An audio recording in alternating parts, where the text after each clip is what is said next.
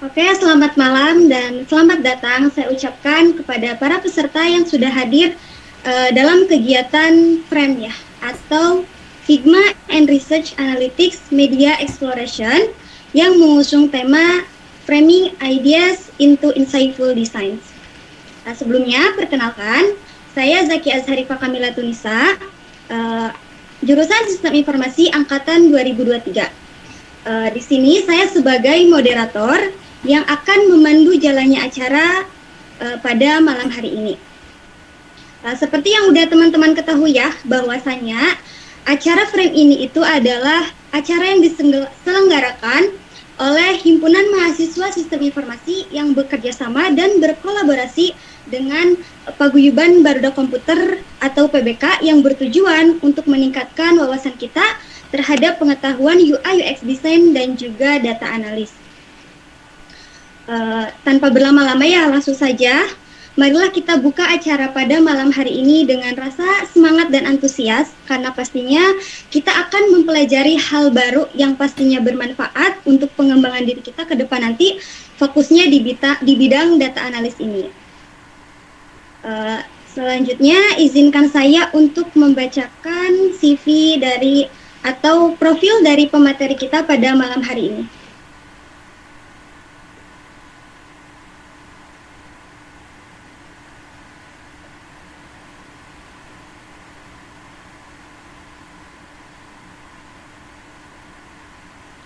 Oke, jadi beliau adalah Kang Ilham Hafiz ya, sebagai software engineer. Beliau adalah seorang software engineer yang dapat membantu mewujudkan ide menjadi visual digital yang menarik dengan latar belakang pendidikan teknik komputer sejak SMA dan pengalaman praktis selama beberapa tahun.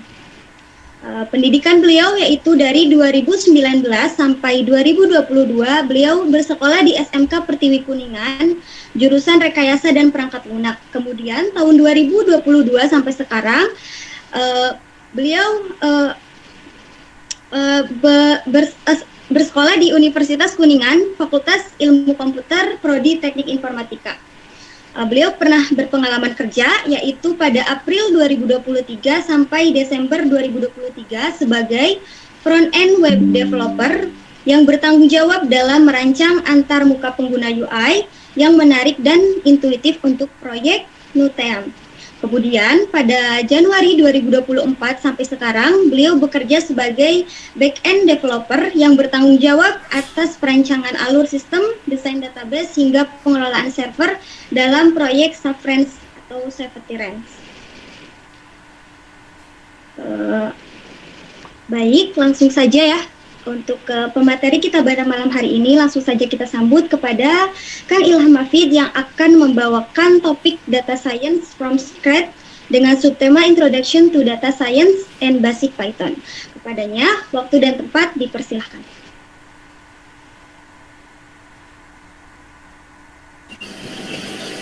Tes, halo.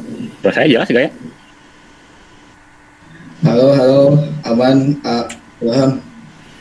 Sip. Nanti kalau misalkan ada buffering atau mungkin suaranya ngelek, kalian bisa raise hand aja ya supaya nanti saya bisa langsung. Oke, kita langsung mulai aja. Tadi untuk perkenalan udah diperkenalkan ya sama moderator, di mana nama saya Ilham Hafiz. Di sini mungkin reminder dulu ya ke kalian.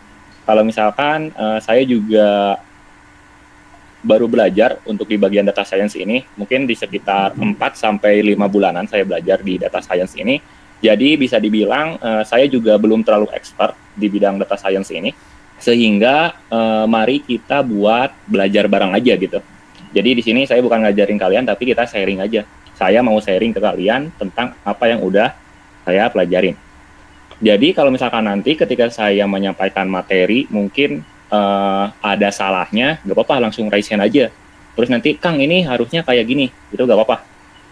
Well, saya rasa itu sangat mudah dimengerti ya. Jadi kalau misalkan ada dari kalian yang ngerasa udah bisa atau mungkin pengen menyanggah dari apa yang saya sampaikan, nggak apa-apa. Nah, itu pembukanya. Mungkin sekarang kita bakal langsung ke bagian materinya. Sebentar, saya share screen dulu. Cukup banyak ya, saya agak grogi ya. Baik. Ini ayat saya. Oke. Di sini saya sebenarnya udah bikin PPT sederhana. Well, saya harap kalian tidak mempersalahkan PPT saya yang agak berantakan ya. Sebentar. Oke. Di sini kita bakal belajar data science from scratch. From scratch ini bisa dibilang kita beginner friendly. Jadi kita belajar dari dasarnya. Sehingga kalau misalkan kita menyampaikan materi dari dasar data science, itu kita bakal ngenal dulu nih. Kita bakal berkenalan dulu apa sih itu data science sama bahasa pemrograman Python. Karena kebetulan di pembelajaran data science kali ini kita bakal menggunakan bahasa pemrograman Python. Oke. Nah, tadi kita harus tahu dulu nih apa itu data science. Ini sebenarnya penjelasan yang singkatnya. Kalau misalkan kalian mau cari tahu, kalian bisa ke Google aja lebih lengkapnya. Atau kita punya mbah baru, bukan mbah Google lagi, tapi mbah ChatGPT. Itu kalian bisa gunakan ChatGPT itu sebaik-baiknya buat ngasih tahu kalian kalau misalkan data science secara luasnya. Ini saya secara singkat aja, di mana data science adalah bidang ilmu yang mempelajari bagaimana cara mengumpulkan, mengolah, menganalisis, dan menafsirkan sebuah data untuk menghasilkan informasi yang nantinya bakal berguna dalam pengambilan keputusan. Yang dimana data science ini itu menggabungkan 3 ilmu, ilmu matematika, ilmu statistika, dan juga ilmu pemrograman komputer. Nah, jadi nanti di dalam data science ini bakal ada hitung-hitungan matematikanya, juga bakal ada grafik statistikanya.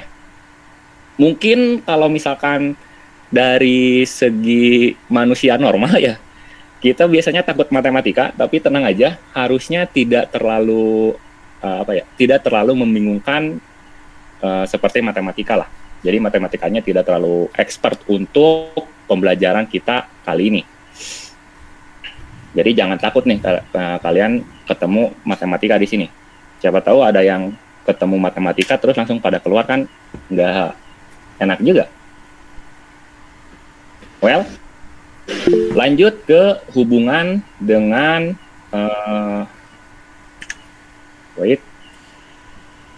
apa tadi? Oh, kirain ada yang lain. Sorry. Well, hubungan dengan yang lain. Di mana di sini kita harus paham dulu ya perbedaan antara data science dan data analis, khususnya data science dan data analis. Tapi di sini saya juga pengen ngasih dasar dasar pengertian perbedaan antara data science, data analis, artificial intelligence, dan juga machine learning. Karena ketika saya ngobrol aja sama teman-teman gitu, kadang mereka bingung nih, yang mana yang data science, yang mana yang data analis. Bahkan kadang bingung juga ini data science atau machine learning atau AI gitu. Nah, jadi di sini kita coba secara singkat aja supaya nanti kita fokusnya ke data science-nya nih. Jadi kok data science enggak ngebuat ini nih? Padahal ini yang kalian maksud itu bagian dari machine learning misalkan. Jadi supaya kita fokus ke satu tujuan, dan kita sepakat kalau misalkan tujuan kita adalah data science. Well, artificial intelligence atau AI, di mana AI ini mungkin kalian udah tahu juga untuk menciptakan sistem atau komputer yang dapat berpikir dan bertindak seperti manusia.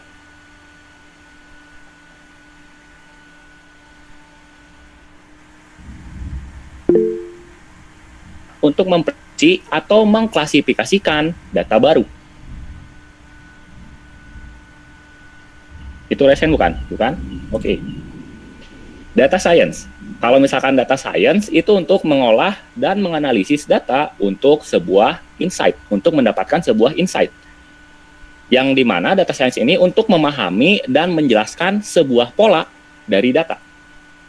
Sedangkan data analitik atau data analis itu untuk menarik insight dari data historis untuk memahami sebuah tren dan juga performa. Oke, mari kita fokus di bagian data science sama data analitiknya dulu. Di mana data science untuk mengolah data untuk mendapatkan sebuah insight. Data analis untuk menarik insight untuk memahami sebuah tren atau performa.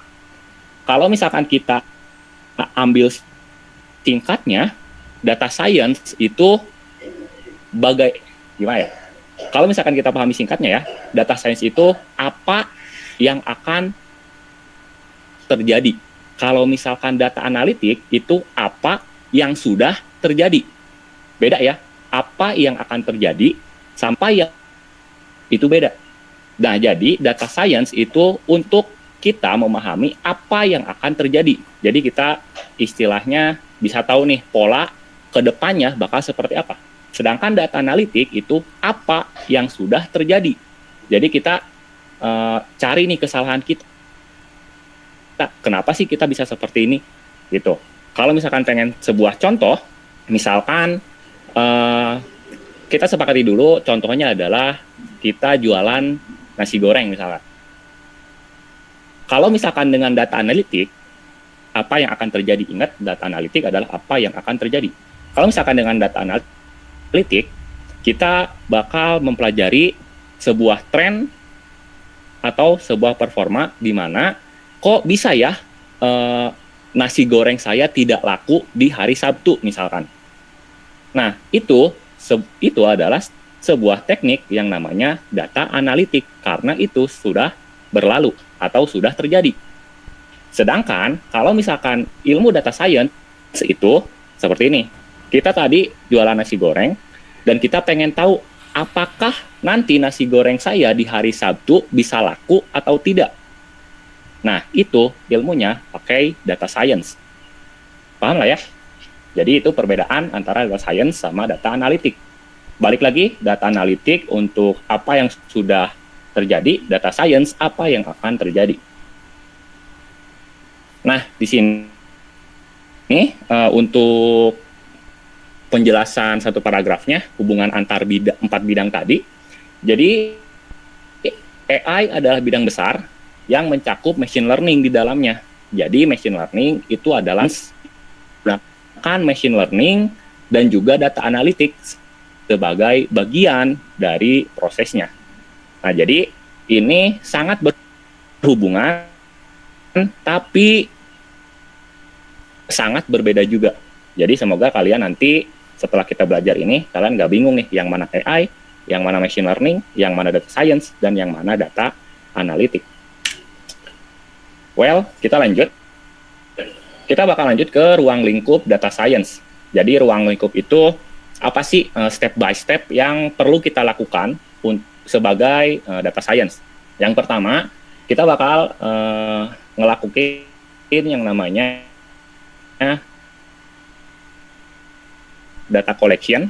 Data collection itu mengumpulkan data dari berbagai sumber. Ingat, ini kita belajar data science. Yang dimana kita dari pengertiannya juga kita butuh data. Datanya tadi kalau misalkan kita case-nya adalah penjual nasi goreng, ya berarti datanya adalah data-data pelanggan A beli nasi goreng jam berapa di hari apa. Nah, itu sudah merupakan sebuah data. Jadi kita sebelum belajar data science, kita perlu ngelakuin yang namanya data collection dulu atau mengumpulkan data. Mau data pribadi boleh, mau data dari Google juga boleh. Lalu ada yang namanya data cleaning atau membersihkan data dari error ataupun duplikasi. Ini mungkin bakal lebih jelasnya kenapa kita harus ngelakuin data cleaning, itu bakal lebih jelas kalau misalnya nanti kita udah praktek. Jadi mungkin kita lanjut aja ke pengertian yang data analis.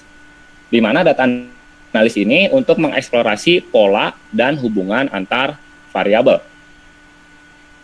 Well, ini juga bakal lebih lengkapnya nanti di praktek. Data visualization yaitu untuk menyajikan hasil analisis dalam bentuk visual, modeling untuk membangun model prediktif atau klasifikasi, dan juga deployment yaitu untuk mengimplementasikan hasil untuk digunakan di dunia nyata. Well, paling untuk hari ini kita bakal belajar di bagian 1 sampai 4 dulu.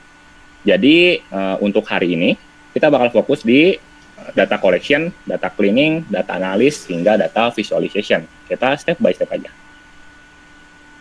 Selanjutnya, untuk bahasa yang digunakan itu kita bisa pakai Python atau bahasa R programming. Cuman untuk saat ini kita bakal pakai Python aja. Yang dimana saya sudah siapin PPT-nya, kalian bisa akses PPT-nya. Terus kenapa saya pilih Python, kenapa tidak R? Karena R ini biasanya digunakan untuk laporan ilmiah, dan kita sepertinya tidak butuh itu. Nah, sekarang karena kita ingin ngelakuin data science dengan Python, nah mungkin saya bakal tanya dulu ke kalian. Kalian udah punya Python-nya dulu nggak? Mungkin ada yang belum install, atau ada yang sudah install juga, atau mungkin udah install semua, atau belum install semua. Kalau misalkan ada yang belum install, boleh raise hand. Terus misalkan saya belum gitu. Udah install semua?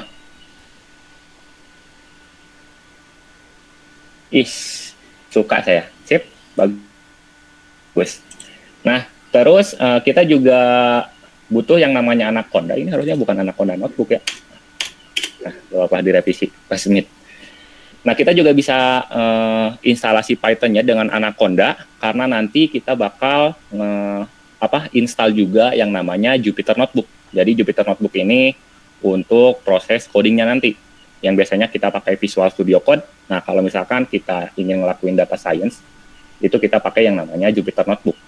Nah, sekarang buat kalian ada yang udah atau ada yang belum install Jupyter Notebook, kalau misalkan belum, boleh raise hand juga. Nanti saya coba praktekin.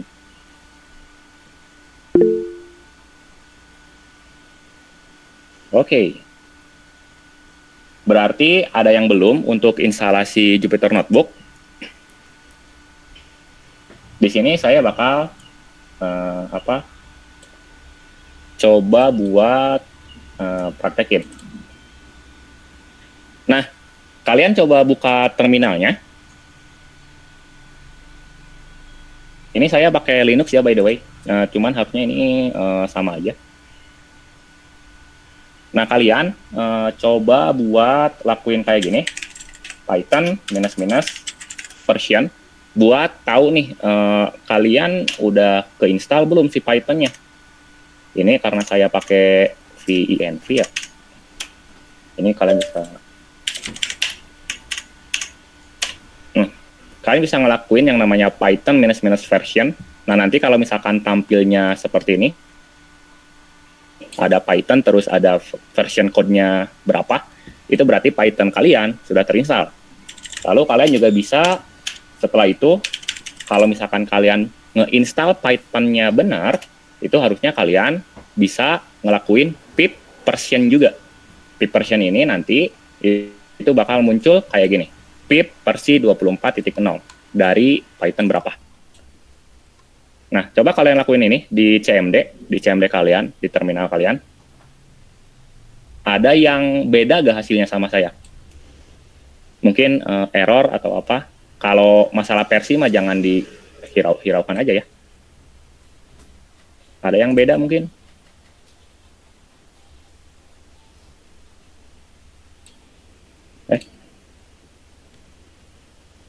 Ada yang beda?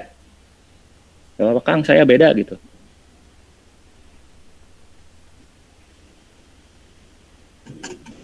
Sama-sama ya berarti ya. Nah, sebenarnya, CMD-nya boleh di zoom, sorry Kang. Sorry. Nah, ini.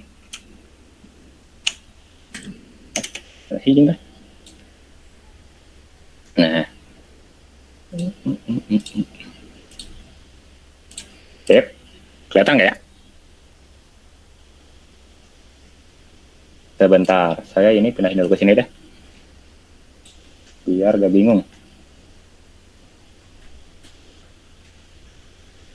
Bentar ya.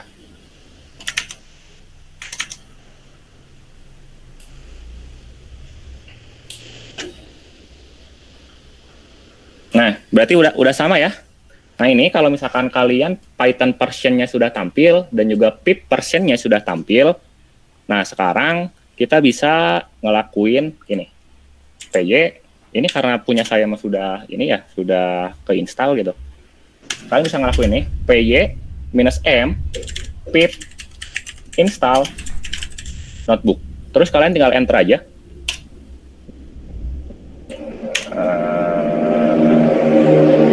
Kalian tinggal enter aja, terus nanti harusnya ini bakal keinstall. Ini karena saya udah ada ya.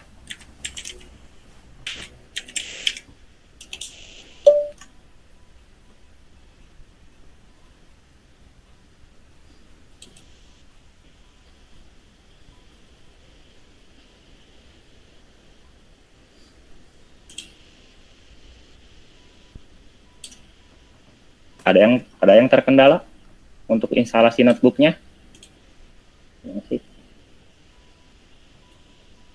Tinggal ketik ini. Mana ini? Kalau misalkan ada yang terkendala, nggak apa-apa. Mana? Izin A.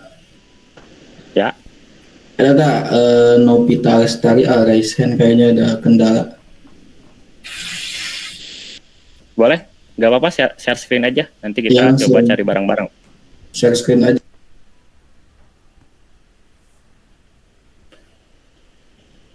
Atau buat kalian yang nggak mau pakai pip, sebenarnya kan di sini saya udah kasih videonya ya. Kalian bisa lihat juga di video itu. Barangkali bingung. Oh, kepencet. Aman, Novita, aman. Harusnya kalian udah punya ininya juga nih, si link Google Drive-nya. Di sini ada instalasi Jupyter-nya, pakai dua cara, pakai Anaconda ataupun pakai pip. Kalian bebas mau pakai yang mana aja. Barangkali kalian bingung. Berarti ini udah semua ya? Udah pada install semua notebooknya? Jupyter notebooknya? Well, kalau misalkan kalian udah instalasi si notebooknya, kita bisa langsung aja berarti. Ini kecil banget. Oke, di sini saya sebenarnya udah nyiapin juga di Google Colab, di mana saya nyiapin di Google Colab ini supaya nanti kalian bisa akses link yang ada di sini, supaya nanti kita belajarnya di sini nih. Jadi saya sudah siapin apa yang ada di Google Colab. Saya sudah rinciin satu-satu variabel itu apa, tipe data itu apa. Sudah jelasin juga di analisis kalau misalkan tipe ini untuk apa. Tapi nanti Google Colab ini sebagai apa ya, kayak modul kita. Kita bakal ngodingnya di Jupyter Notebook tadi. Well, kalian bisa coba pasang. Apa sih? Buka Jupyter Notebooknya. Sebentar.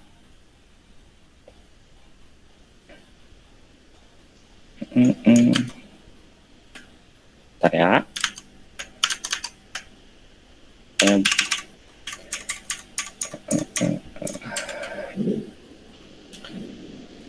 Sini saya bakal coba saya bakal coba buka Jupyter Notebooknya.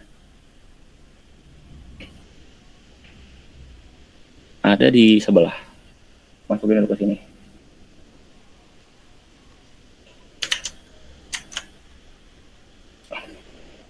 Nah, ini server daripada Jupyter Notebook-nya sudah jalan. Nah, sekarang harusnya bakal auto redirect ke Jupyter. Di mana di sini kita bakal coba pelan-pelan ya. Di mana kita bakal new dulu, new bikin project baru. Di sini nih, di atas ada new, terus pilih aja Python 3 IPY kernel. Klik aja. By the way, tadi ini tuh pilih directory ya. Kalian bisa bebas, kalian mau simpan di mana aja. Kebetulan saya di sini aja, gak apa-apa. Nah, ini adalah Jupyter Notebook yang kita punya. Well, balik lagi, di mana saya bakal buka Google Colab sebagai acuan saya, yang dimana nanti kalian bisa akses juga si linknya untuk ngelihat penjelasan dari apa yang sudah saya jelasin di sini. Terus Jupyter Notebook ini buat apa yang bakal kita lakuin di sini, apa yang bakal kita pelajari. Kita bakal ngodongnya di sini, Jupyter Notebook. Udah ready semuanya? Kalau misalkan udah ready, mungkin kalau misalkan ada yang belum ready, raise hand nggak apa-apa. Kalau udah ready gitu aja. Oke, Naldi, bentar. Siap.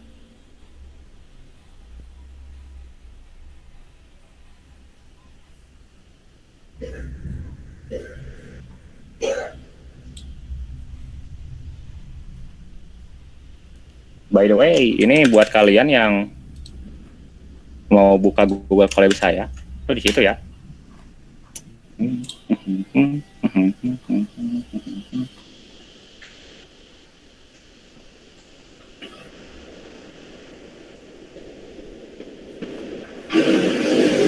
Oke, Naldi, gaskan. Mantap, Naldi. Oke, kita belajar dulu. Ingat, kita dari dasar. Kita bakal belajar dulu yang namanya variabel sama tipe data. Mungkin kalau misalkan ada yang udah tahu mah, kayaknya ngantuk ya. Tapi nggak apa-apa. Nggak salah buat kita kembali ke dasar. Di sini, variabel. Penjelasannya, variabel digunakan untuk menyimpan sebuah data agar bisa kita gunakan kembali dengan cara membuat variabel. Itu cukup dengan nama variabelnya diikuti dengan sama dengan, lalu nilai daripada variabelnya itu apa. Sedangkan untuk tipe data, itu adalah jenis nilai yang disimpan dalam sebuah variabel. Ada 4 tipe data, yaitu string, bentuknya teks, integer atau int, yang bentuknya bilangan bulat, float atau bilangan desimal itu yang ada komanya, dan juga boolean atau bool, yaitu logika benar atau salah. Ini adalah contoh daripada kodenya. Oke. Sekarang kita bakal coba lakuin di Jupyter Notebook kita.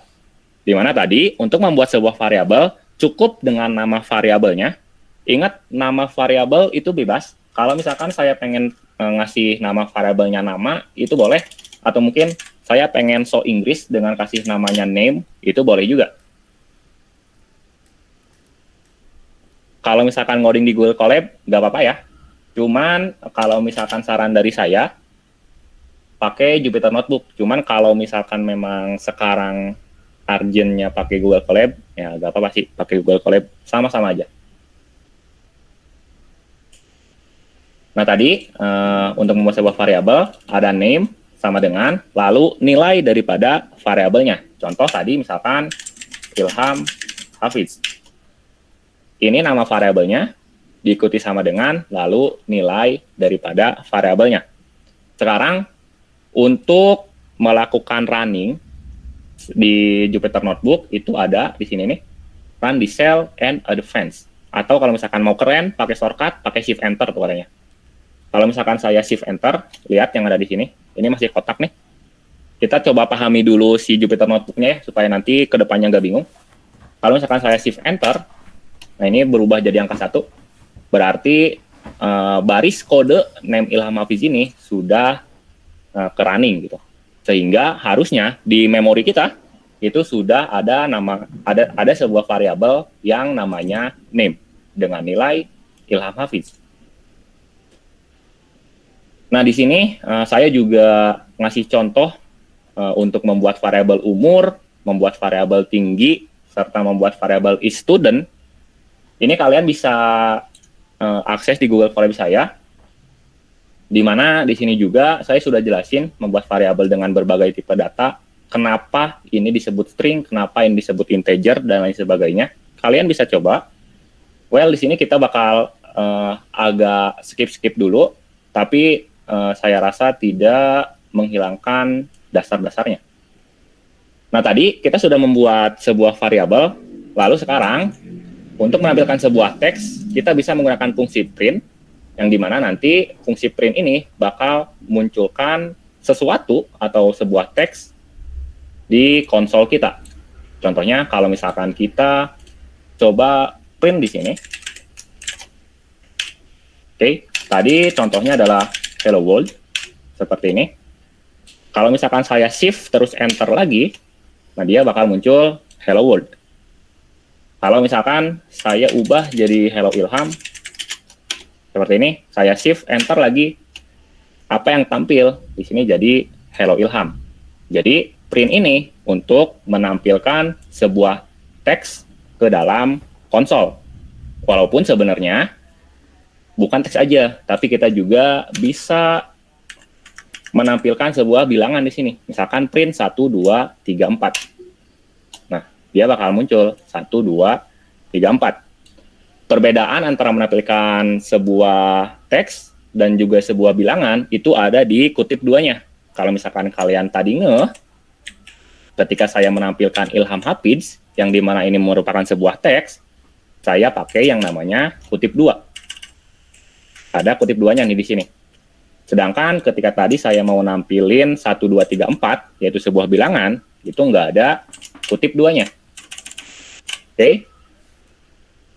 Itu perbedaan antara menampilkan teks dan juga untuk menampilkan sebuah bilangan. Sebenarnya di sini juga saya sudah jelasin. Kalian bisa baca aja. Kalau misalkan ada yang nggak paham, boleh nanti ditanyain.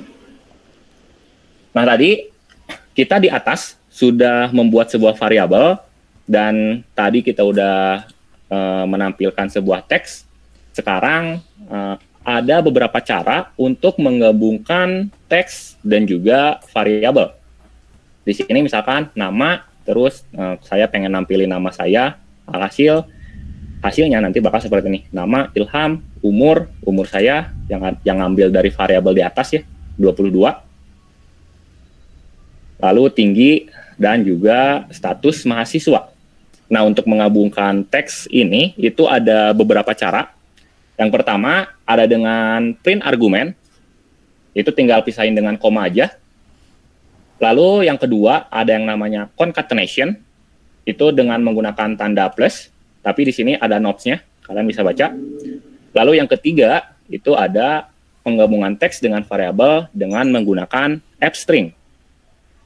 Well, di sini saya bakal coba yang pakai print argument. Oke. Di sini kita bisa print nama kita. Tadi kita udah bikin variabel name. Sekarang kita bisa lakuin ini. Print kutip 2 nama. Kayak gini. Ingat, karena kita ingin ngeprint sebuah teks, berarti kita pakai yang namanya kutip 2. Print nama titik 2, pisahin sama koma, lalu setelah itu nama daripada variabelnya apa? Misalkan name. Name ini ngambil dari sini. Kalau misalkan kalian nama variabelnya itu nama, kayak gini, ya berarti di sininya kalian juga bisa nama.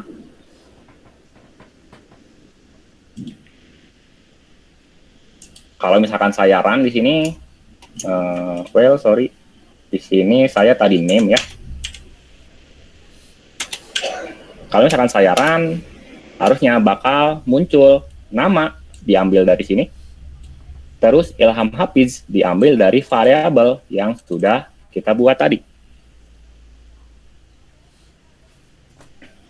Gimana? Ada yang bingung masalah soal variabel ini? Gampang nggak ya variabel mah ya? Kalau misalkan ngerasa kecepatan juga, bilang aja ya. Nah, ini untuk penggabungan teks dengan variabel menggunakan f-string. Ini kalian bisa coba juga. Bedanya cuma ada angka f di belakang teksnya nanti. Lalu untuk nama variabelnya itu dengan kurung kurawal. Kalian bisa coba di Google Colab yang udah saya kasih ke kalian. Nah, lalu di sini juga bisa menampilkan banyak variabel dalam satu print. Kalau misalkan dengan print arguments, itu kita bisa pakai teks, koma, nama variabelnya apa, dikutik koma, terus teks lagi, koma lagi, dan seterusnya. Ini kalian bisa lakuin juga. Ini untuk tipe data, untuk ngecek tipe data itu kita bisa ngelakuin, kita bisa tahu ini tipe datanya apa dengan menggunakan fungsi yang namanya type. Nah, sekarang mungkin kita bisa coba juga untuk menggunakan fungsi type ini. Caranya tadi fungsi type kayak gini. Kita bakal coba, kita pengen tahu nih tipe data dari nama itu apa. Jadi pakai fungsi yang namanya type untuk menampilkan, untuk ngasih tahu ke kita tipe data dari variabel name atau nama tadi. Kalau misalkan saya enter, dia bakal langsung ngasih tahu kalau misalkan tipe data daripada variabel name itu adalah str atau string. String itu teks ya. Kalau misalkan saya tadi buat lagi variabel umur, misalkan umur saya misalkan 22 tahun, saya run lagi di sini. Kalau misalkan kalau misalkan di Jupyter Notebook, ketika saya ngakuin perubahan di sini, tadi saya nambahin variabel umur sama dengan 22, ini bakal warna orange, ini berarti belum di run ulang. Jadi ada perubahan tapi belum disimpan sama Jupyter Notebook-nya. Sehingga kalau misalkan ada yang warna orange seperti ini, itu kita perlu run ulang lagi. Ketika saya run, nah sekarang variabel umur sudah ada di memori kita. Sehingga sekarang saya bisa ngelakuin kayak gini, tipe umur. Karena kita sudah buat variabel umurnya di atas.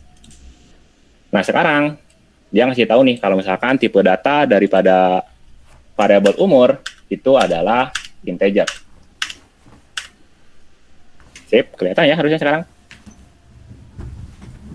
Nah, gimana? Untuk variabel sama tipe data, ada yang mau ditanyain dulu? Atau saya langsung ke bagian list dan juga dictionary? Well, mungkin lanjut ya. Baik lagi, kalau misalkan ada yang kendala, bilang aja.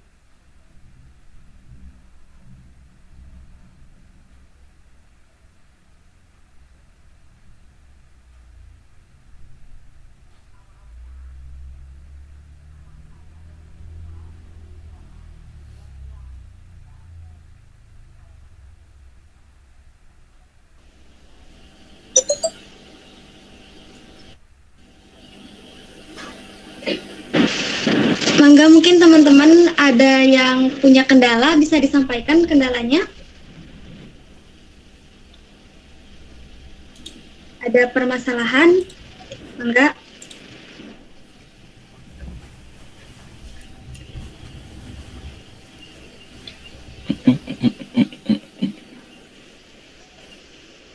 Hey, sorry.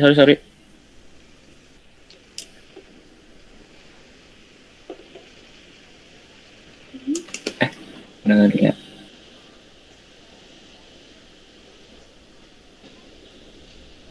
Aman guys? Sorry, tadi biasa koneksi. Aman, aman. Sip.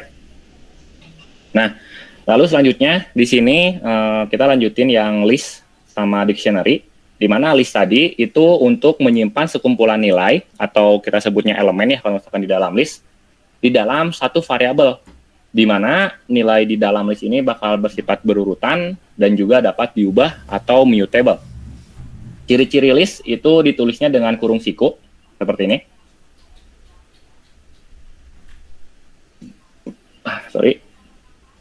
Lalu elemen dipisahkan dengan koma dan sebagainya.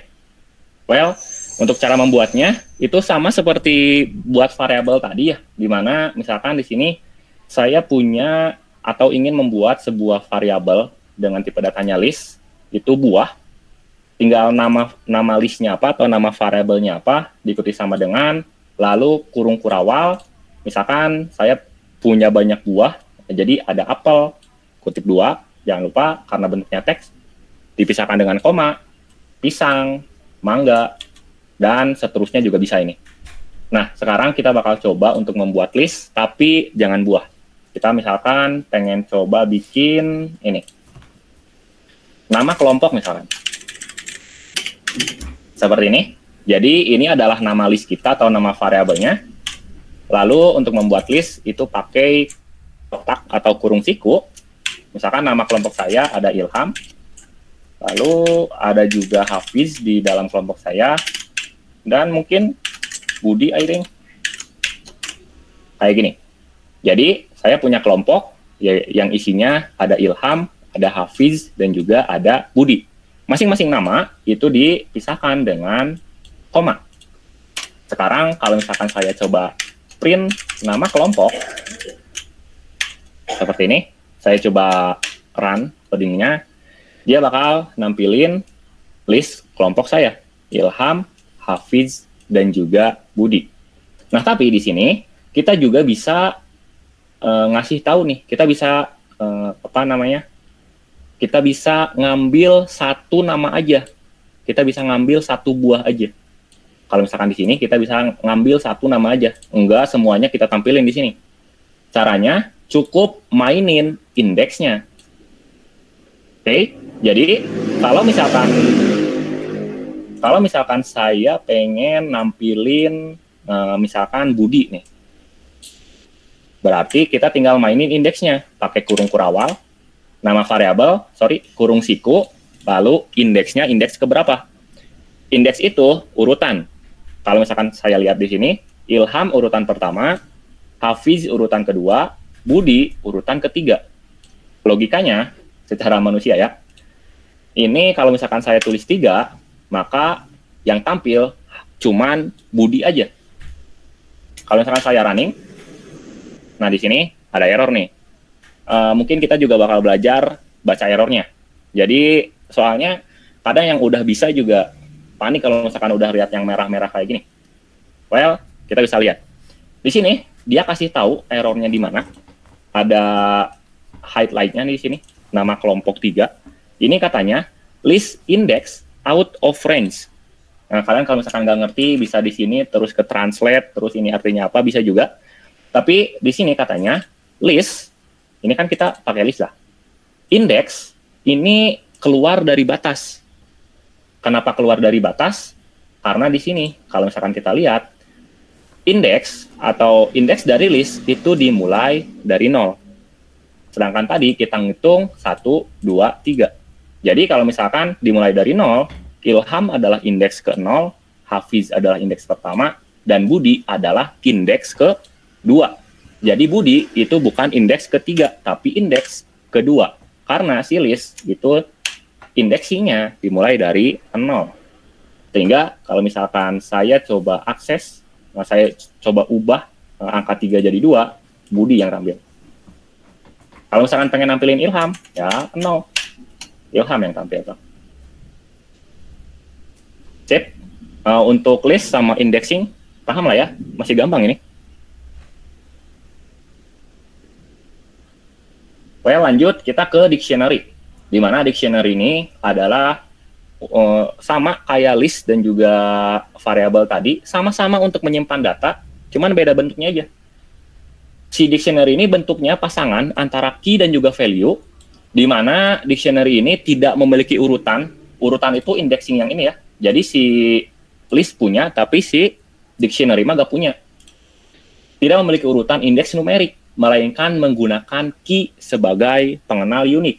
Ciri-cirinya pakai kurung kurawal, terus dipisahkan dengan titik 2 untuk item key dan juga value-nya.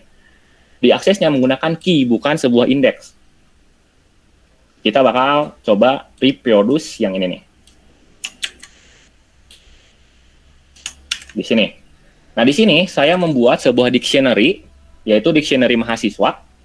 Ingat, ini juga sama-sama variabel, jadi nama variabelnya apa, diikuti sama dengan, lalu kurung kurawal, buka dan kurung kurawal tutup untuk ngasih tahu kalau misalkan kita lagi bikin dictionary.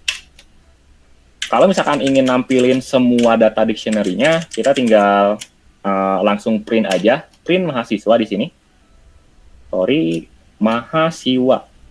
Di sini ada error, name mahasiswa is not defined, karena ada typo. Jadi jangan panik dulu kalau misalkan ada yang merah. Nah, di sini print mahasiswa, muncul apa yang kita buat di atas, harusnya sama, ini sama ini. Nah, tapi sekarang kalau misalkan saya ingin ngambil namanya aja, yaitu Ilham, saya bisa lakuin kayak gini. Mana? Nah, sama pakai kurung kotak, kurung siku, sorry. Lalu key-nya apa? Jadi kalau misalkan di sini ada key, ada value, koma, ini key, titik 2, value, koma, ini key, titik 2, ini value. Jadi kalian harus tahu dulu nih, yang mana key, yang mana value. Kalau misalkan saya ingin nampilin Ilham, otomatis saya ambil key dari value Ilham, yaitu nama. Sehingga kalau misalkan saya print mahasiswa nama, maka yang tampil Ilham. Kalau misalkan pengen cari tahu angkatannya, misalkan angkatan 2021, saya 2022 by the way. Misalkan saya pengen nampilin nih si angkatan 2022 ini. Berarti kalian harus tahu dulu yang mana key dari value 2022 ini. Key-nya itu angkatan. Jadi kita bisa pakai mahasiswa, lalu akses angkatannya. Dia bakal muncul 2022. Well, kuncinya kalian harus tahu yang mana key, yang mana value. Salah? Ke sini. Selanjutnya, itu kita lanjut ke perulangan atau looping.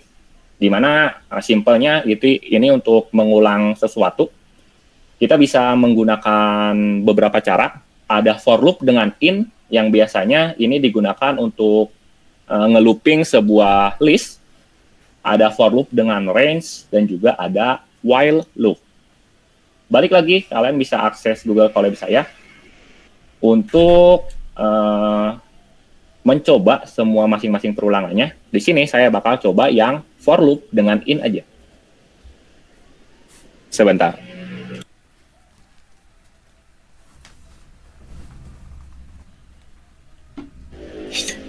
Oke, di sini kita bakal coba yang for loop in ya, di mana for loop in ini perulangan yang dikhususkan untuk melooping atau untuk mengulang sebuah list. Digunakan untuk mengulang setiap elemen dalam sebuah iterable. Bisa list, bisa tuple, string, atau dictionary. Kita bakal coba ke list yang udah kita buat tadi. Ingat tadi di atas kita sudah buat list ini. Jadi kita bakal coba looping. Kalau misalkan tadi kita cuman bisa nampilinnya satu-satu, nama kelompok Ilham untuk 0, 1 untuk Hafiz. Nah, dengan looping itu kita bisa lakuin kayak gini. Nanti saya jelasin. Misalkan in nama kelompok ambil dari sini, lalu titik 2, enter, print, lalu n. Nah, dengan looping cukup satu print saja kita bisa ngeprint atau bisa nampilin semua data dari list yang kita punya tadi. Penjelasannya, for ini kita ngasih tahu kalau misalkan kita bakal ngelakuin sebuah perulangan. Lalu in nama kelompok, ini kita bakal mengulangi list yang kita punya. Nama kelompok ngambil dari sini. Kalau misalkan punya kalian buah kayak tadi, ya berarti in-nya itu buah.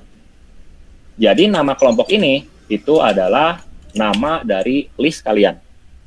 Mungkin beda, bisa beda-beda.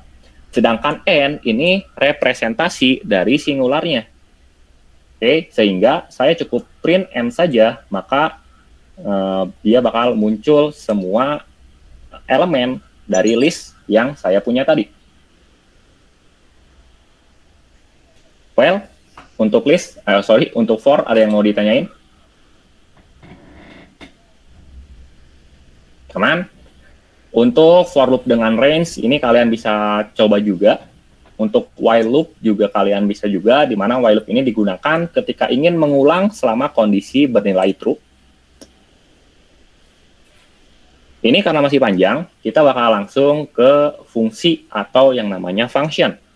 Di mana function ini adalah sebuah subprogram atau sekelompok kode yang dirancang untuk menjalankan tugas tertentu dan bisa digunakan kembali atau yang namanya reusable. Caranya, ini kita bakal coba aja untuk copy paste. Kita coba reproduce apa yang udah kita punya.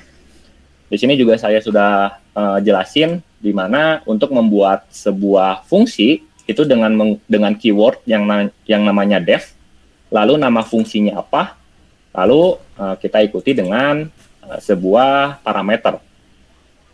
Parameter ini bisa ada, bisa enggak. Well, tapi kita bakal coba. Di sini. Misalkan kita punya sebuah fungsi untuk menghitung rata-rata, di mana ini adalah rumus daripada menghitung rata-ratanya. Kita bisa coba enter aja. Ininya udah ubah ke angka, berarti udah selesai untuk membuat fungsinya. Nah, lalu kita punya list lagi nih. Kita punya list lagi, lalu kita coba buat nampilin rata-rata nilai dengan memanggil hitung rata-rata. Hitung rata-rata ini ngambil dari sini. Kalau misalkan punya kalian namanya hitung aja, ya udah berarti di sininya juga kalian pakai hitung. Jadi ini itu harus sama dengan yang ada di sini. Kalau misalkan saya enter, nah maka rata-rata dari 80, 90, 70, dan 85 itu adalah 81,25. Sehingga nantinya saya bisa ngelakuin ini beberapa kali ya. Misalkan saya ingin menghitung nilai lagi, tapi misalkan nilainya nilai 2.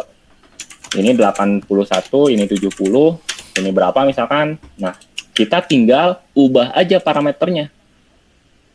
Yang awalnya nilai ke nilai 2. Sehingga nanti nilai 2 bakal masuk ke dalam data sini, lalu bakal dihitung rata-rata nilainya. Berarti sekarang rata-rata nilai 2 adalah 79,0. Nah, jadi tadi si fungsi ini itu sifatnya reusable atau bisa digunakan kembali. Well, ada yang mau ditanyain? Lalu kita bakal lanjut ke tingkat selanjutnya nih. Ini udah cukup masuk ke data science-nya. Sedangkan tadi kita baru dasar Python-nya. Dari dasar Python yang kita pelajari tadi, ada yang mau ditanyain dulu? Aman? Well, kalau aman. Nah, sekarang tadi kalau misalkan kita coba lihat lagi di sini, di mana kita memilih Python itu karena mudah dan juga banyak library yang bisa mendukung pekerjaan atau pemrograman kita. Di mana khususnya untuk data science ada minimal ada 3 library pendukung, yaitu ada Pandas, ada NumPy, dan juga ada yang namanya Seaborn. Di sini saya sudah jelasin Pandas yaitu untuk mengolah data dan menganalisis data dalam bentuk tabel seperti Excel. NumPy sendiri untuk perhitungan numerik. Seaborn itu untuk library yang digunakan untuk membuat visualisasi data statistik. Nah, jadi sekarang nantinya karena ini bakal kita pakai ke depannya, jadi kalian bisa import dulu.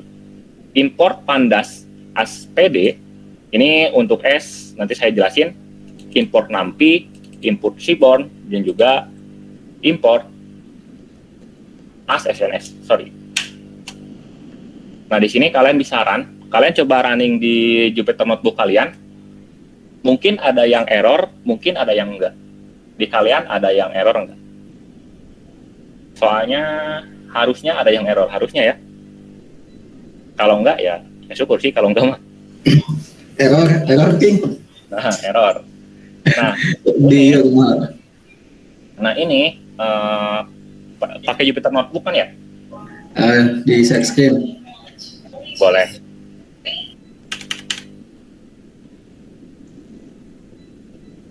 Aduh.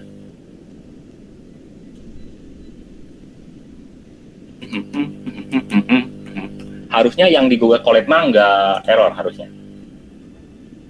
Yang di Jupyter Notebook harus ada beberapa hal lagi. Nah di sini, di situ errornya bisa dilihat, dia ngasih tunjuk errornya di mana, terus katanya no module named pandas. Nah ini karena kan kita ngejalanin Jupyter Notebook-nya itu di lokal ya, sehingga di lokal kita itu gak ada nih yang namanya modul pandas, modul NumPy sama modul Seaborn. Si lokal kita gak tahu pandas itu apa. Sedangkan kita jadi kita harus ngasih tahu dulu si pandas ini apa sih, si NumPy ini apa sih gitu. Nah, caranya kita harus ngeinstall dulu. Ngeinstallnya itu pakai pip install pandas spasi NumPy spasi Seaborn. Coba jalanin ini di atas ya, Hari. Kelihatan nggak?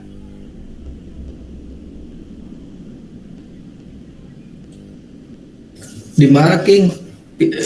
Kirim sintaknya. Nah, gitu. Di atas ini, Hari, di atas import pandas sama NumPy-nya. Bisa nggak caranya?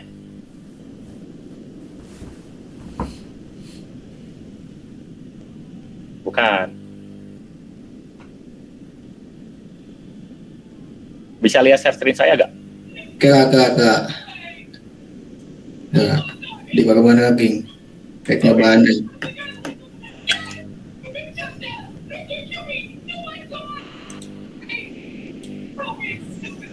Ada. Ya.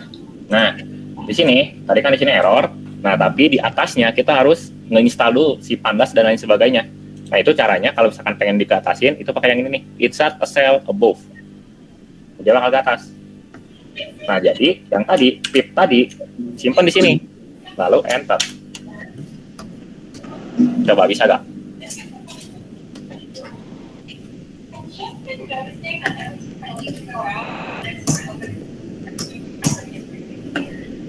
Yang lain ada kendala yang sama?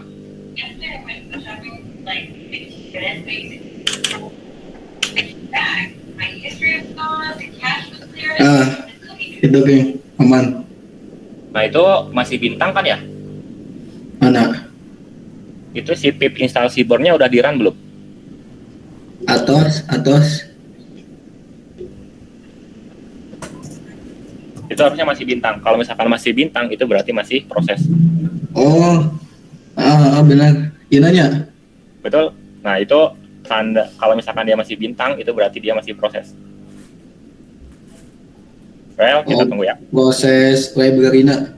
Betul, proses nge-install sama proses nge-import. By the way, nanti next-nya itu harusnya satu-satu ya. Jadi, kalau misalkan ketika kalian nge-run, terus kan itu nanti ada muncul bintang ya. Usahakan jangan nge-run dulu yang lain sebelum si bintang itu berubah jadi ini masih bintang nih. Berarti harapannya saya nggak ngelakuin dulu yang lain. Nah, kalau misalkan udah jadi angka, mau angka berapapun itu, nah baru kalian run lagi yang lain. Jadi jangan sampai ada 2 bintang, supaya nanti nggak bingung aja sebenarnya. Well, mungkin sambil nunggu Hari, ada yang kendala lagi. Mungkin ketika di pip install pandas ini ada yang error atau apapun, boleh. Kalau misalkan masih error, kalian bisa pakai tanda seru di awalnya buat nge-importan. Yang lain aman berarti? Oke, saya harap aman.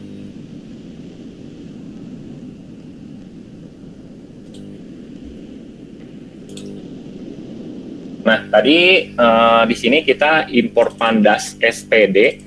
S ini sebenarnya digunakan ini memberi alias agar lebih mudah digunakan. Kalau misalkan kita nggak pakai S, ini. Saya coba lakuin hal yang sama ya. Nah, saya bakal coba ngeliat version daripada library atau package-nya ini dengan menggunakan titik minus version. Nah, mungkin dari kalian, kenapa yang ini pakai PD, kenapa yang ini pakai NumPy? Karena tadi pandas itu kita sudah pakai alias dengan menggunakan S, sehingga memanggil pandasnya itu pakai PD cukup. Kalau misalkan kita nggak ngelakuin ini, otomatis nanti di sininya kita harus pakai pandas. Jadi S ini sebagai alias. Kalau misalkan di NumPy kita kasih SNP misalkan, nah ini kita juga bisa ngelakuin kayak gini. Nah, jadi alias itu untuk mempersingkat aja. Well, S ini boleh ada, boleh enggak, tapi kalau misalkan pengen dipersingkat, nama daripada library-nya, itu kalian bisa menggunakan S. Nah, di sini kita udah mulai buat membaca sebuah data nih. Tadi Hari udah beres belum instalasinya?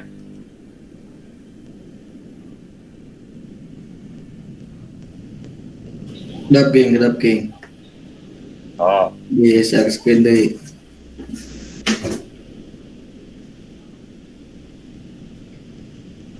Nah, aman. Apa tuh? Tidak dirilis. Nah, ini katanya ada pip yang lebih apa sih namanya? Ada versi pip terbaru katanya. Ini berarti kamu harus update dulu. Itu udah dikasih tuh si pip installnya. Coba kamu ke ini, ke command prompt-nya. Dia.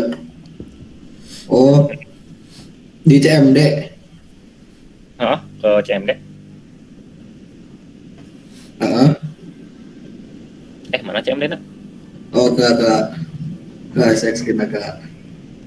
Oh. Salin anu eta baginya King. Betul.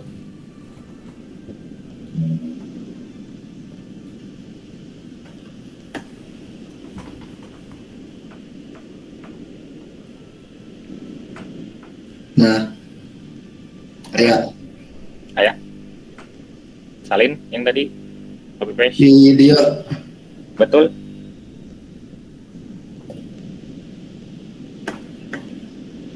Pakai prefix Python, jadi Python -m pip install.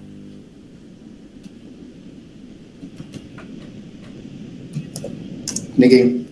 Boleh? Bentar.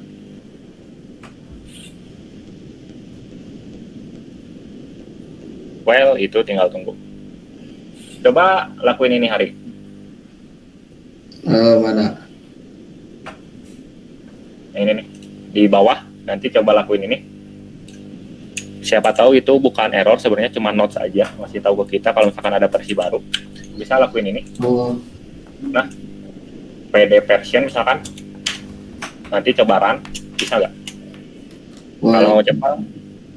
Kalau misalkan mau cepat ada di Google Colab. Copy paste. Kalau misalkan udah muncul, berarti si package-nya, library-nya udah keinstall.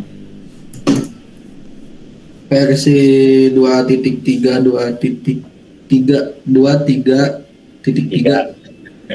Oke, berarti itu udah keinstall. Berarti yang error tadi itu bukan benar-benar error. Itu cuman warning aja, ngasih tahu ke kita kalau misalkan ada versi yang baru.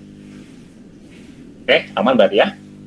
Aman. Nah, ini sekarang bisa dibilang kita masuk ke yang serunya, karena ini udah masuk ke data science-nya. Beda yang tadi, kita baru belajar Python-nya. Nah, di sini, kalau misalkan kita lihat, di sini ada df sama dengan, ini ingat ya, format-format yang df sama dengan, atau nama sama dengan, mahasiswa sama dengan, ini adalah variabel. Jadi, kita menggunakan SNS, SNS ini adalah Seaborn. Oke, kita menggunakan SNS atau menggunakan Seaborn untuk meload sebuah dataset. Jadi dataset itu balik lagi tadi, kalau misalkan di data science itu kita perlu yang namanya data. Nah, itu kita sebut yang namanya dataset. Data itu kita sebut dengan dataset. Nah, di sini saya menggunakan Seaborn atau SNS untuk meload atau untuk ngambil sebuah data secara online, itu data Titanic namanya. Ini kalau misalkan kalian coba search aja di Google, Titanic data, nanti bakal tampil itu adalah dataset yang bisa kita akses secara online. Karena kita belum punya nih, untuk sekarang kita belum punya datanya.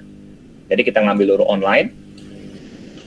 Setelah dataset ini kita ambil dengan menggunakan Seaborn, kita masukin ke dalam variabel df namanya. Df ini singkatan dari data frame ya. Oke, lalu nama variabelnya di sini df, di sini df. Nama variabelnya titik to CSV. Karena tadi kalau misalkan kita balik lagi ke sini, Pandas itu untuk mengolah dan menganalisis data dalam bentuk table seperti Excel. Sehingga kita butuh yang namanya konversi data tadi, kita konversi dulu ke dalam CSV atau ke dalam Excel supaya bisa di-read sama PD atau Pandas. Jadi ketika kita sudah convert ke dalam CSV, kita sudah format ke dalam CSV, kita coba pakai Pandas untuk ngebaca si file CSV-nya. Titanic CSV ini itu ngambil dari sini. Oke, jadi dari DF kita convert ke CSV, ubah namanya, jadi CSV-nya itu namanya Titanic.csv. Kalau misalkan kalian pengen gaya C-nya banyak gitu, berarti di sini C-nya juga banyak.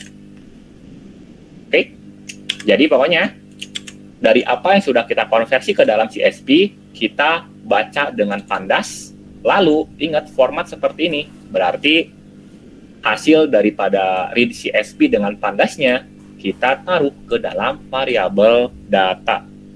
Well, kita bisa coba copy paste di sini, lalu masukin ke sini. Penjelasannya tadi paham nggak?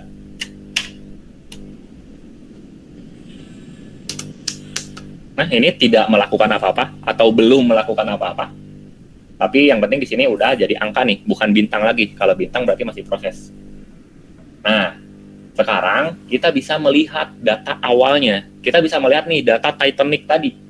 Caranya itu dengan menggunakan data head. Di mana data titik head ini untuk melihat, tapi kita juga bisa custom. Well, kita bisa coba lihat di sini, data head, pilih 5 data awal dari CSV atau dari dataset Titanic yang udah kita init tadi di atas. Nah, balik lagi, Kang, kok ininya data sih? Ya, ini di sini data karena di sininya data. Kalau misalkan saya pengen jadi Titanic misalkan, nah di sini, Kang, saya mah nggak mau data deh, pengennya Titanic atau TTN misalkan. Nah, berarti tinggal ubah TTN di sini jadi nama variabel kalian, terus di sininya TTN titik head. Ini mah basic variabel yang sudah saya jelasin tadi di atas. Nah, ini kita sudah punya nih dataset yang kita ambil dari online. Itu dataset Titanic. Kalau misalkan kalian ngerasa 5 itu kurang, itu berarti kalian tinggal kasih aja TTN head 10 buat nampilin 10 data awal, atau mungkin 100, tapi bakal nge-lag pasti file 10 aja. Atau kalau misalkan kalian pengen bukan data awal aja, karena mungkin kalian juga pengen lihat data di tengah, data di akhir misalkan, itu kalian bisa pakai data sampel. Sampelnya misalkan saya pengen 10, ini yang head saya coba komentar dulu. Kalau misalkan data head ini digunakan untuk data awal, sampel ini untuk custom. Jadi ini bisa beda-beda nih.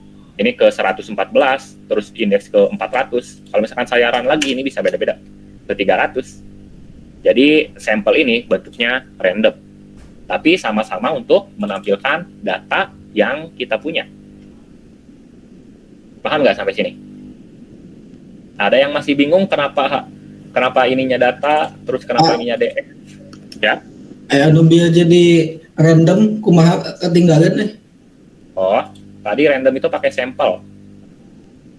Oh, siap, Nona. Ampura.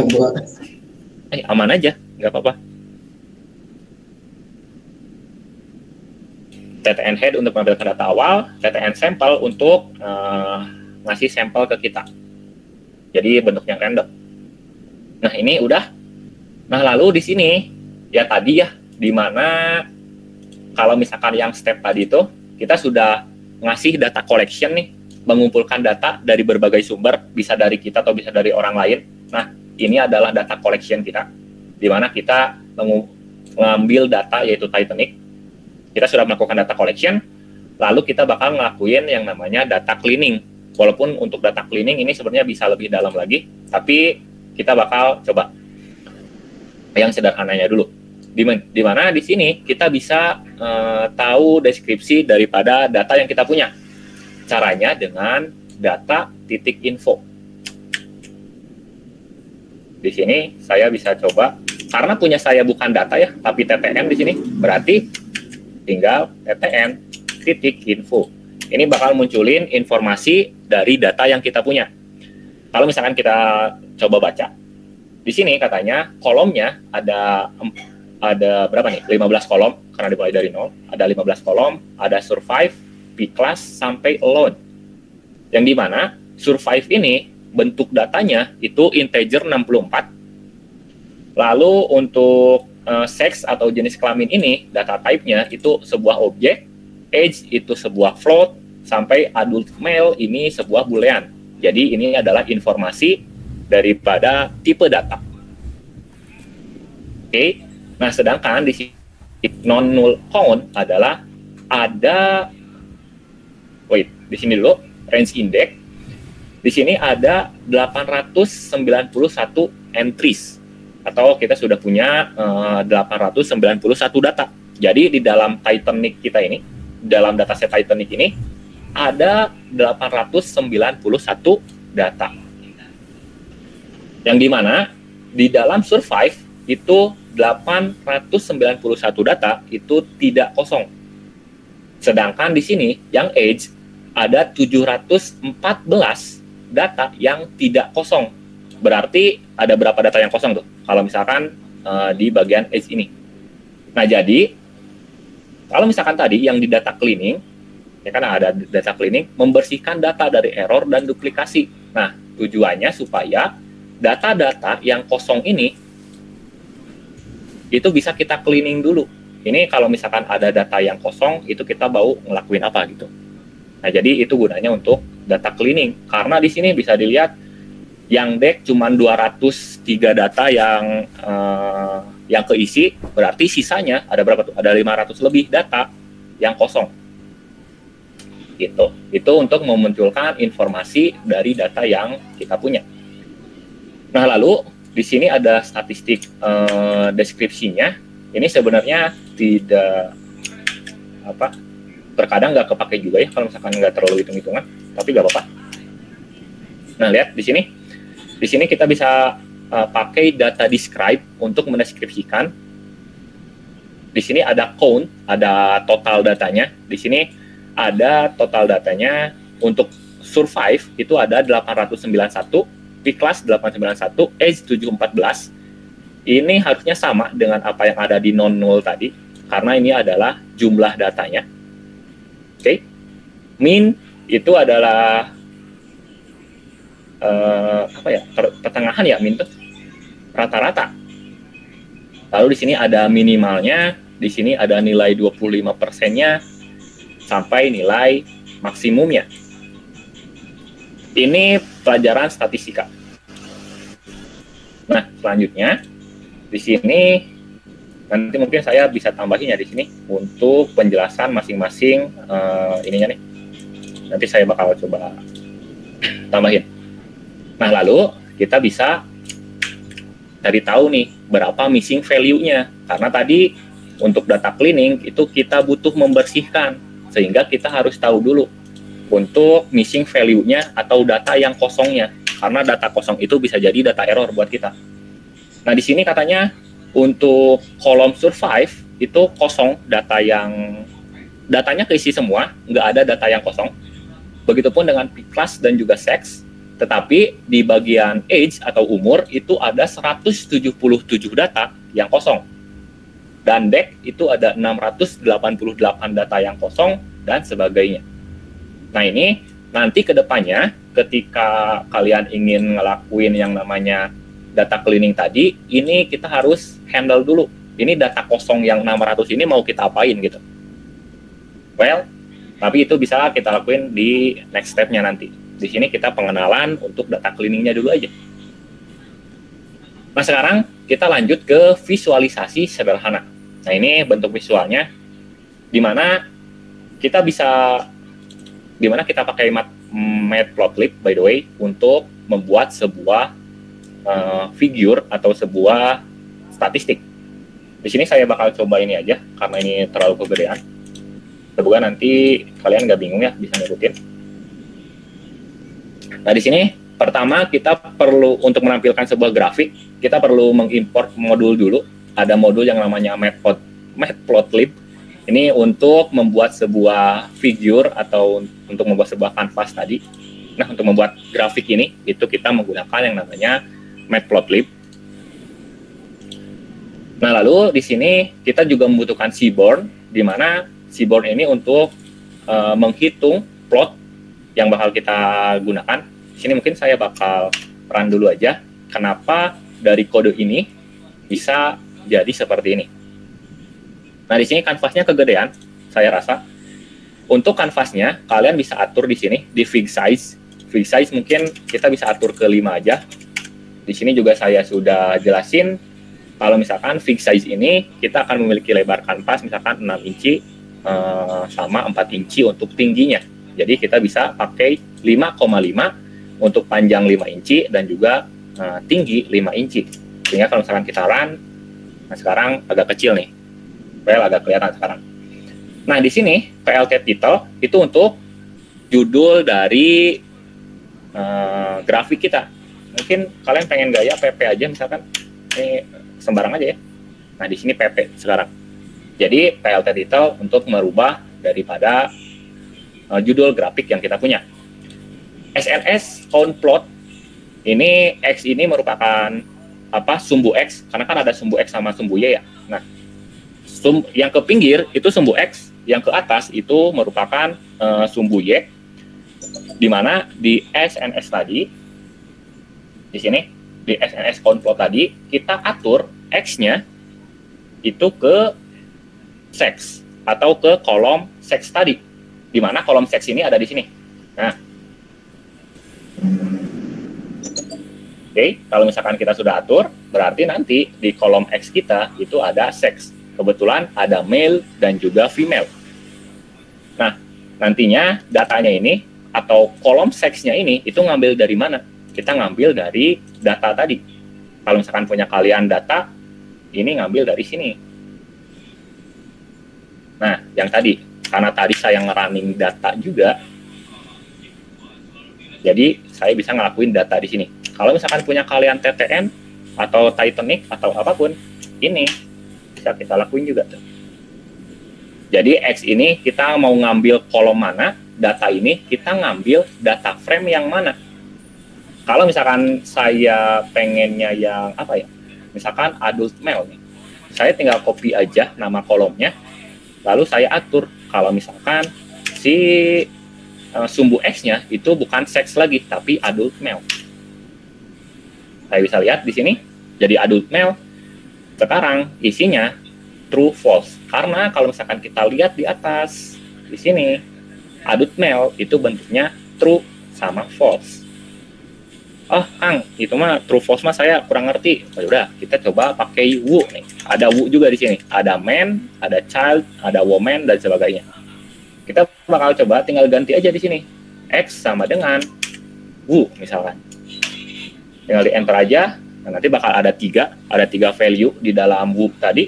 Ada man, yang dimana sepertinya penumpang laki-laki itu ada 500 lebih, Lalu penumpang perempuan itu ada sekitar 250, dan juga ada child, ini harusnya sekitar 70 penumpang yang anak-anak. Seperti itu. Mungkin dari apa yang udah kita pelajari, ada yang mau ditanyain dulu?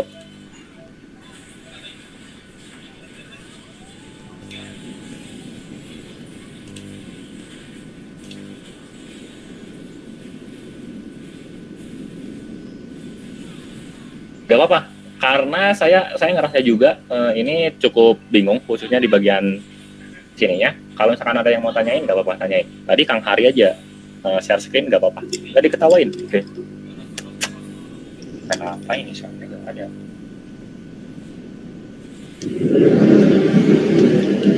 Aduh.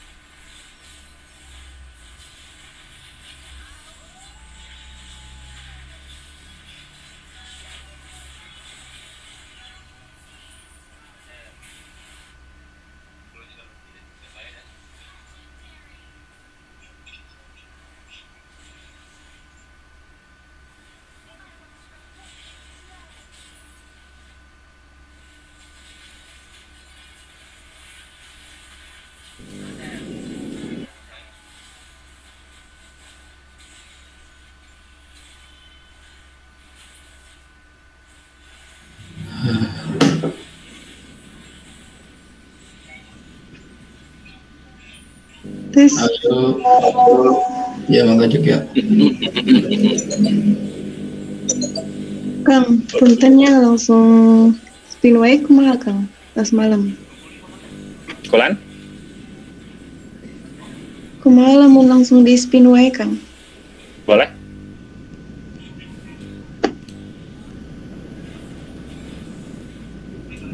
Rules-nya Bu, sebutin dulu.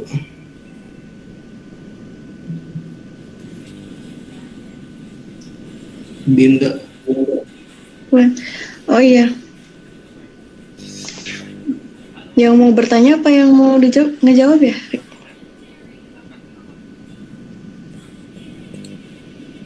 Langsung berjawab aja, langsung yang dapat itu door prize. Oh iya. Oh iya teman-teman. Ini jadi nanti pemateri mau ngasih dua pertanyaan. Nah nanti untuk yang ngejawab akan saya spin. Nanti kalau namanya muncul bisa langsung jawab aja. Nanti dapat rewardnya dari kita. Gitu. Berarti ini saya coba buat ini ya, buat nanya. Iya Kang. Oke. Nah di sini tadi saya sudah jelasin juga. Harusnya kalian bisa tahu. Di sini ada TTN info. Nah menurut kalian si TTN info ini untuk apa? Dan di dalamnya itu informasinya ada apa aja? Itu yang pertama. Langsung dua atau satu-satu? Satu-satu aja kan lebih baiknya. Boleh. Tadi ada TTN info, balik lagi ada TTN info, ini untuk apa? Dan informasinya ada apa aja? Oke. Mulai ya Kang di spinnya. Boleh.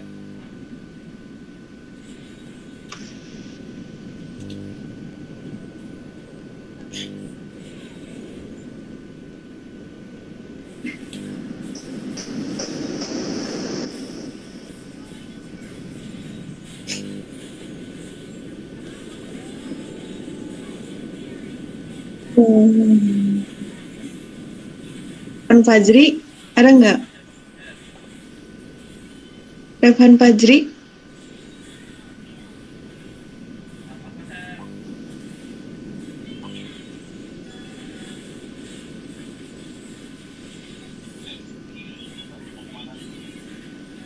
Ada tuh Rehan Fajri, ayo on mic.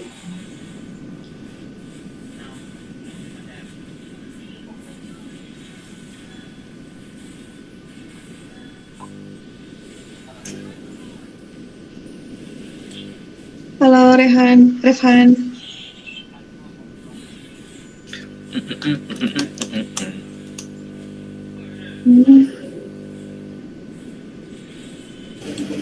Lagi tidur manis. Nah, si Galih baik. Saya aja langsung si Galih. Nah, anjir langsung ke orang. Non.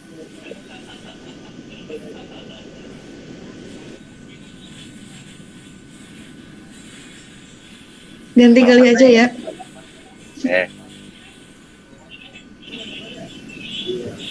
Non.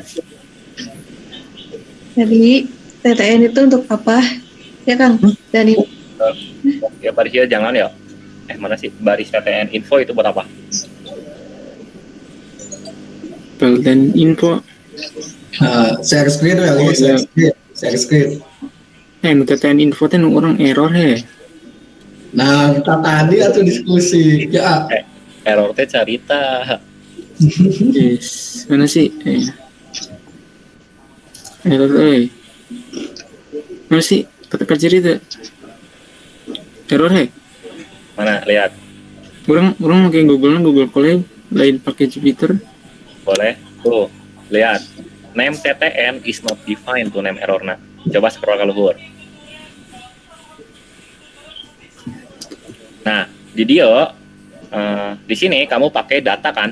Data sama dengan pdread CSP. Jadi harusnya TTN itu diubah ke data karena kamu di sini pakai variabelnya atau bikin variabelnya itu data. Jadi punya kamu harusnya data titik info bukan TTN. Jadi TTN ini nama variabel tadi. Jadi bisa beda-beda. Sekarang coba Ran.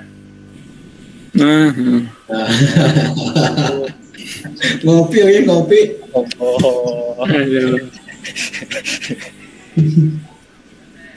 Nah di situ kelihatan nggak ada apa aja di dalam info?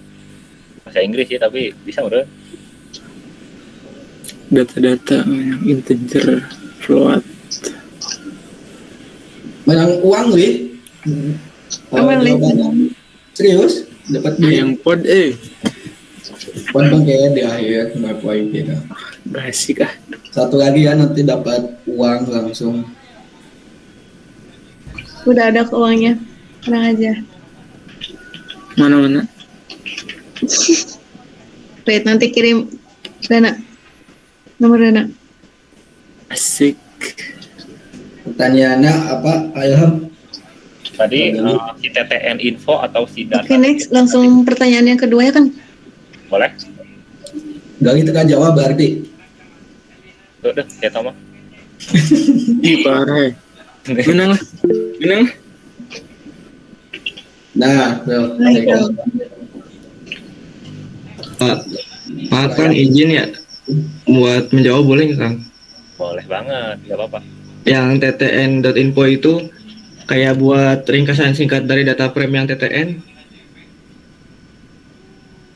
Sip. Terus di dalamnya ada apa aja? Itu tuh kayak terdiri dari apa?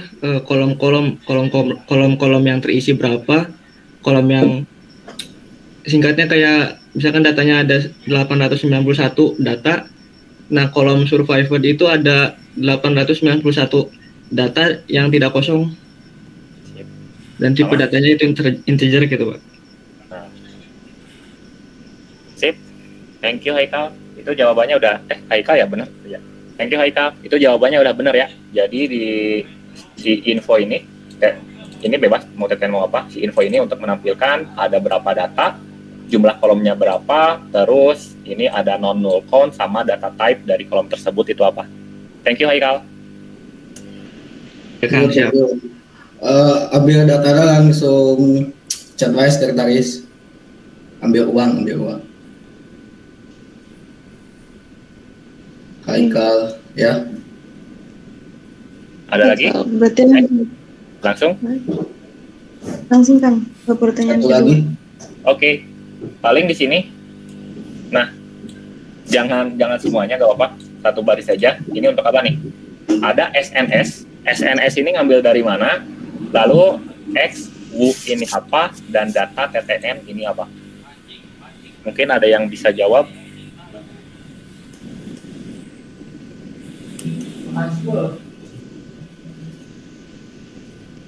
Spin, Bu. Boleh.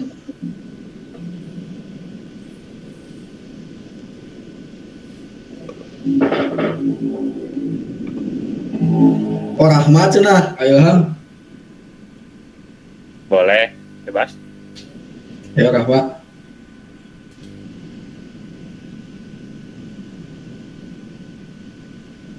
Ada opsinya cenah.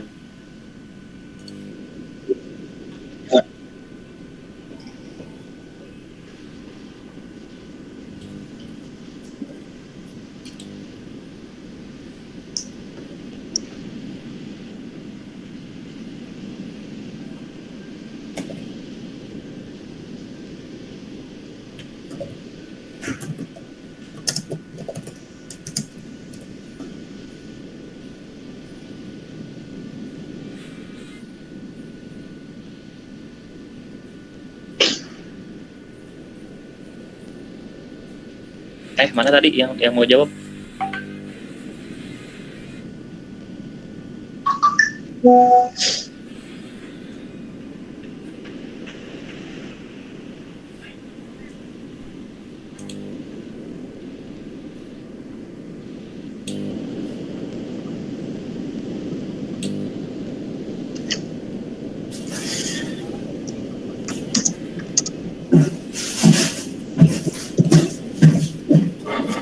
Ayo jawab.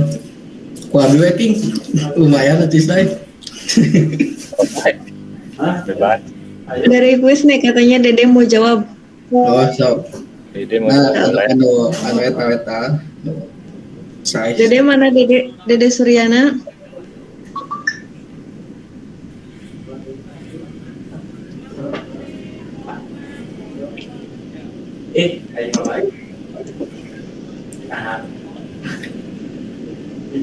Stres gini nih.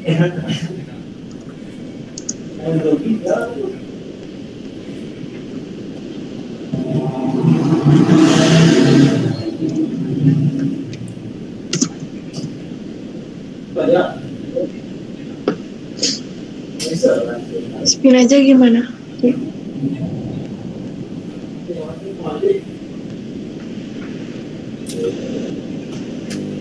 Ayo yang lain. Ada yang mau jawab? Pais. Gali itu teh size, wih, Guys, pan tadi orang lah. So iya. 5x5 wih. Nomor mana nih? Nuti Maestina itu Cena no 10 kali mah ngajak orang menang mobil baru. Data Kahim SI Muhammad Basalamah Bas. Ayo Bas. Aduh, iya teh Oh. orang rada inget-inget hilap gitunya, rada teh yakin coba jawab heula mun salah we ya nanya. Belajar. Dicepret paling. Orang teh bohong mun teu salah ieu lain anu SNS konpot teh buat naon sih ngabuat bar chart anu ngitung jumlah kemunculan sana sih nu jumlah kon di naon namina teh di setiap kategori di kolom si ganu X sama dengan hu teh kan kayak nentuin kalau kolom yang anu ngaranna teh hu di dataset teh bakal digunain. Betul. Halo, yang ini? Terus anu data TTN teh aduh abi hilap ngaranna tadi tunjuk si Galih teh nya. Anu dataset apa data frame le eta cenah. Mohon data frame yang kita ambil. Oh, SNS? SNS teh iya sana kan fungsi ti pustaka hilap lamina asli. Ya ta. SNS. Mohon, pura iya aduh pokoknya mah da anu ngabuat bar chart teh lah. Sebenarnya tadi udah bener ya. Cuman untuk yang control tadi udah bener, yang wu juga udah bener. Di sini kita bakal coba atur sumbu x-nya, yang data dari sumbu x ngambil dari variabel wu, yang dimana kolom wu, yang dimana kolom wu itu ngambil dari data frame TTN. Ingat, data frame TTN ini itu sesuai sama variabel yang kita punya di sini. Kalau di sini TTN berarti data sama dengan TTN. Kalau di sininya kalian Titanic, berarti data sama dengan Titanic. Nah, lalu SNS ini itu untuk manggil si burn. Kalau misalkan kita nggak pakai as SNS tadi, berarti kita harus kayak gini. Jadi SNS itu untuk manggil si burn-nya. Oh, si burn. Betul. Oke, thank you. Siapa ini? Muhammad namanya? Muhammad. Siapa hatur nuhun. Thank you, Muhammad. Bas, langsung ambil aja Bas, kasih Dinda uangnya Bas. Oke, siap, bisa diatur. Din, calling Din. Siap, kirim ke nomornya. Ihima mau merean Ihima. Cukup, jadi ya. Berat.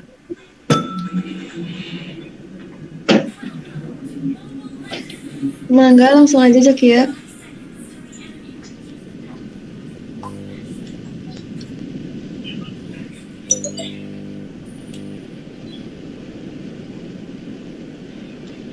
Oke, terima kasih ya kepada Kang Ilham atas penyampaian materi yang sangat-sangat menarik dan juga sangat membuka wawasan terhadap kita semua terkait data science. Gak kerasa ya sudah di penghujung acara pada malam hari ini. Terima kasih kepada Kang Ilham atas materi yang telah disampaikan.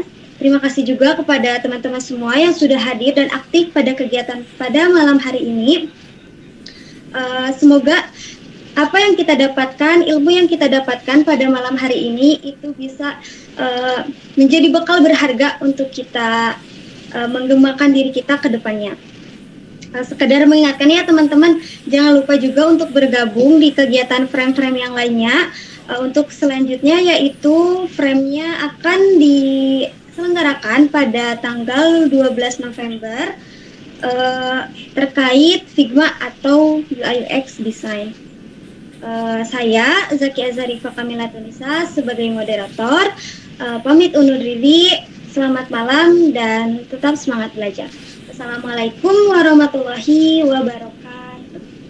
Waalaikumsalam. Thank you semua. Warahmatullahi wabarakatuh.